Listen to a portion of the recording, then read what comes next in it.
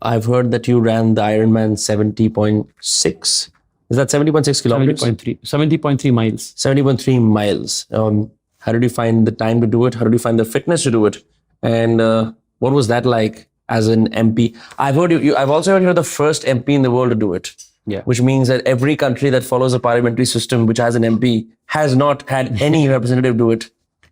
Yeah. So Ironman 70.3 is, 3 activities. It has a 1.9 kilometers of swimming. It has a 90 kilometers of cycling, and it has a 21.1 kilometers of running. So all of these has to be done within 8 hours, 30 minutes. So this is the Ironman event, Ironman race. So I started training for this about 4 months ago. While doing all of this, while drinking chai, water. I don't drink chai actually. You're sitting around, like, because I know that, people who are in office sit around a lot. Yes, they have to sit a lot. Yeah. So in my case, it was a lot of, it's a lot of travel. I travel for Yuva Morcha work. I travel for parliament. I travel for constituency work. और constituency में तो आपको शादी attend करना है, किसी का मुंडन में जाना है, गृह प्रवेश में जाना है. All of these. You're eating all kinds of food, no control on the diet. I try to be as disciplined as possible. But I'm a big sweet tooth and a hopeless foodie. So it's very hard, as it is for me to maintain very disciplined food. But about 4.5 months for the training, I was very mindful. Otherwise, you can't. But how did you make this happen? Like what did you do actually? You were able to do this without feeling in the middle.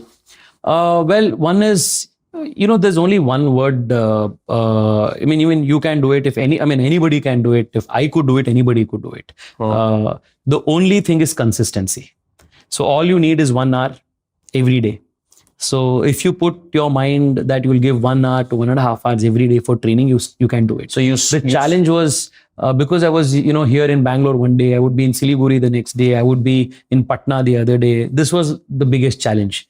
Maintaining food, maintaining sleep, and maintaining, nutrition for this. Talk to me about the strangest training regimen where you found yourself in a weird gym at 3 a.m. or just to get that in. Well, I would do this.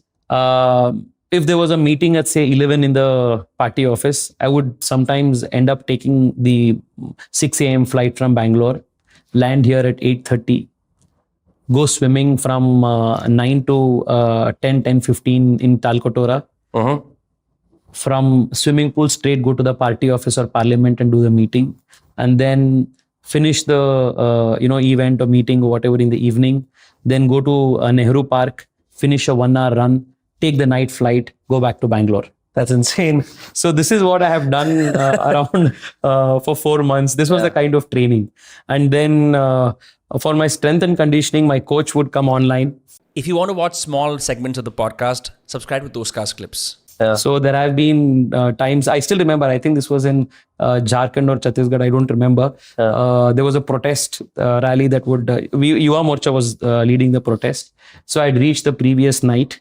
The next day morning, I open the iPad, and then my trainer trains me for about 45-50 minutes as a strength and conditioning training. After that, I go to the, I take my running shoes. I run for 10 kilometers around the hotel, on the main roads, etc.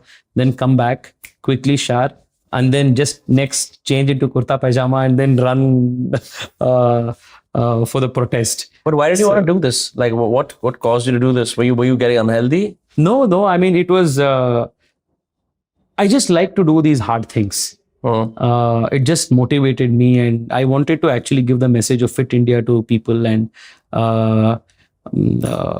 to be very honest, personally, it was this line of Swami Vivekananda that was actually in my mind for a long time. I had read this about 10-12 years ago.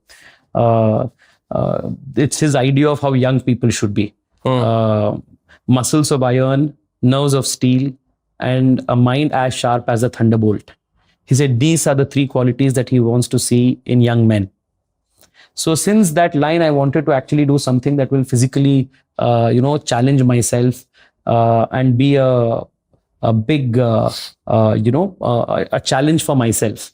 Sure. So I think, and the Ironman is mostly a mental challenge than a physical challenge. So when you're in the fag end of your races and your leg is giving up and your, every sinew, every nerve is, paining in your body, that's when the actual challenge is. That's when you put your mind over everything and you tell your body, buddy, just do it. So it's more of that. Your negative self-talk, I'm sure, must have gone into overdrive at certain points where you would really have hated yourself for picking it up in the first place. Especially, when I had to do these really early morning flights to just come out of the airport, just straight, head to a swimming pool and get into the cold water and then swim and then get out, then do the meeting through the day. Yeah. So I think that regime was actually sometimes like, why did I even sign up? But I think that's what made me so happy and so fulfilling.